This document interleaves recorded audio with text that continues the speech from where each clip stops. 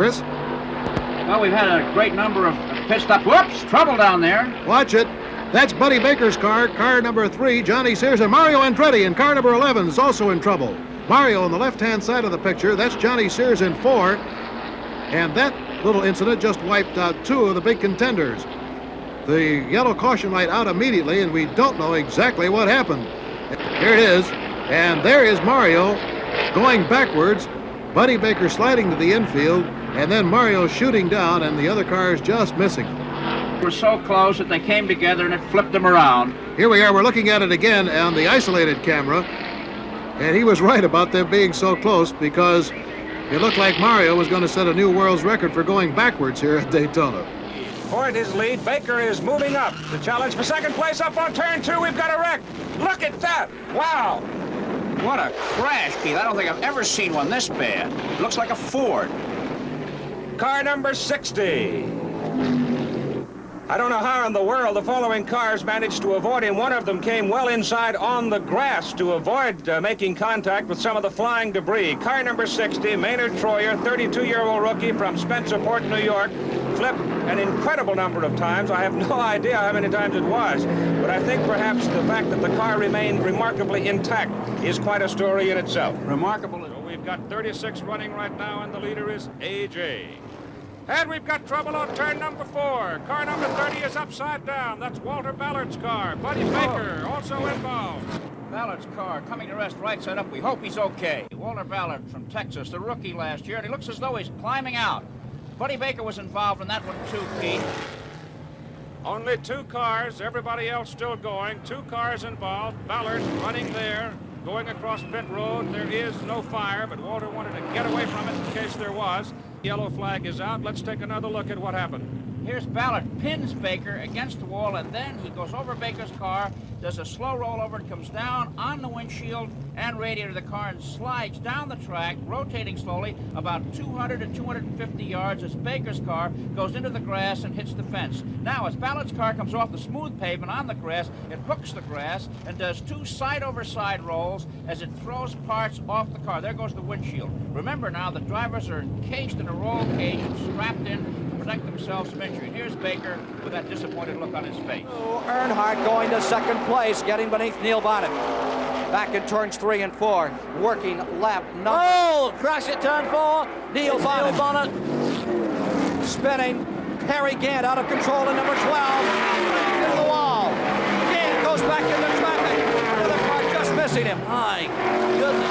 What an incredibly lucky Harry Gant. The absolute worst circumstance that can happen in NASCAR. He hit the end of that pit wall there and threw him back into the track, and he was just missed by everybody. Shot. Now watch what happens here. There's number 5 breaking away. It could have been a tire down. And look at that field.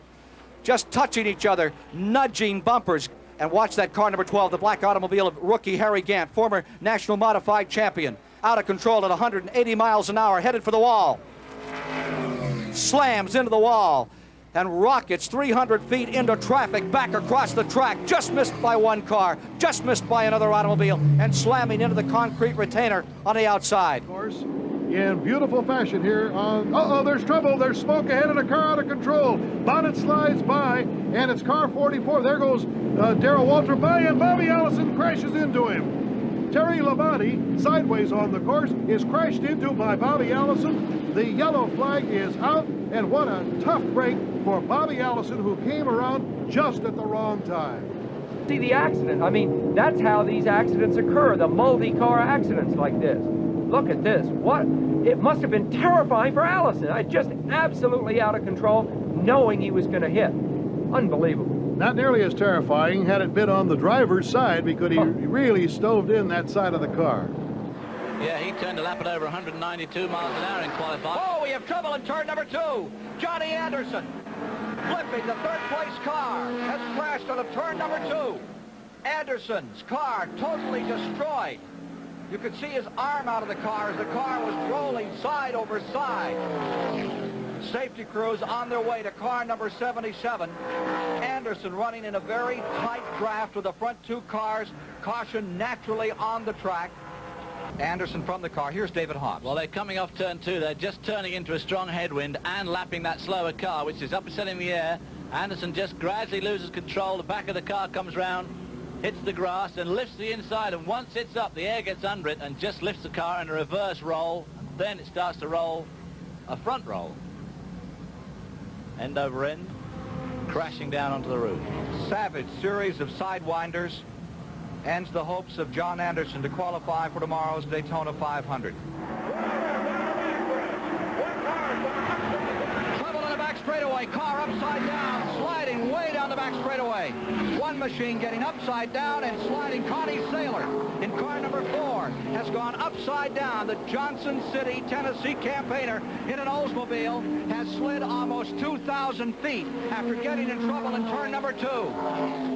Connie Saylor, who started his Grand National campaign in 1978, in trouble. Let's look at it and replay. It looks like he was tagged at the start of that, David, and look at that car fly. Well, as they come off that turn 2 again, the car spun around, and when it started to go down the road backwards, for some reason the rear got off the floor, and once it was up, the air gets underneath these machines and just flips it right over onto its roof and slides down the straightaway there. Luckily no fuel leakage, otherwise those sparks from the roof would have obviously caught fire. Oh, and a crash there, number 49, Dinwiddie. Harry Dinwiddie slams the wall. bouncing back into the track, but luckily he was running at the tail of the field and there's no one to follow him up.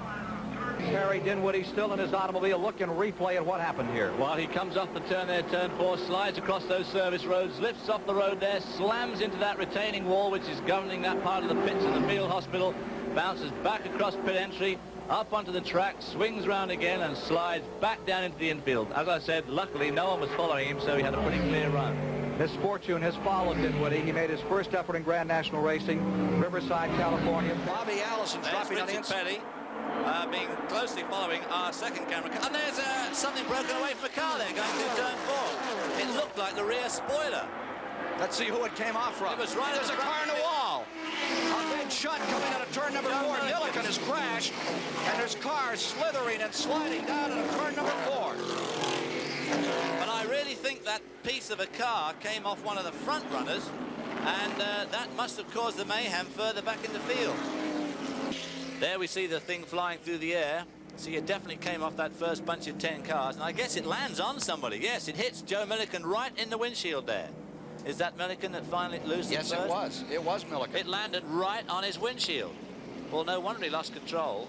And as you can see, he sets up the most tremendous dust and smoke screen, which makes visibility for the people behind him almost impossible. And then before you know where you are, there's cars just going everywhere. Look at them all. It's the bumper off car number 88, they say, the Allison car. Join Dick Stockton, Bill Russell at courtside right after the Daytona 500 on CBS Sports. Trouble going into turn number 1. A smoker blown in. Oh, and a spin. I think that's Neil Bonnet up in the wall. And Ron Bouchard is landing on the bottom of the racetrack. On the top, it looks like Benny Parsons as well as Neil Bonnet. Richard Petty's 43 all torn up. The 7-time winner, Richard Petty, with a front end badly blunted. And 96 is in there as well, Elliott Forbes-Robinson. Now there's the car losing an engine. It's the car losing an engine that caused the whole thing, isn't it? And then they get in the oil, and away they go. It was car number 94, and he's been going around very, very slowly for the last 3 laps. And I'm pretty amazed. I was about to comment. I couldn't understand why they didn't black flag him. I've no doubt they'll be wishing they had now. The Fords stay out in front as they come down to complete the 4th lap. Oh, somebody's in the wall. Trouble coming out of turn 4. Bobby Allison. Bobby Allison slams the wall. Bobby Allison, Chevrolet Monte Carlo destroyed, and for the first time in the 5-year history of this event, there is a caution, and I believe it will go right to red.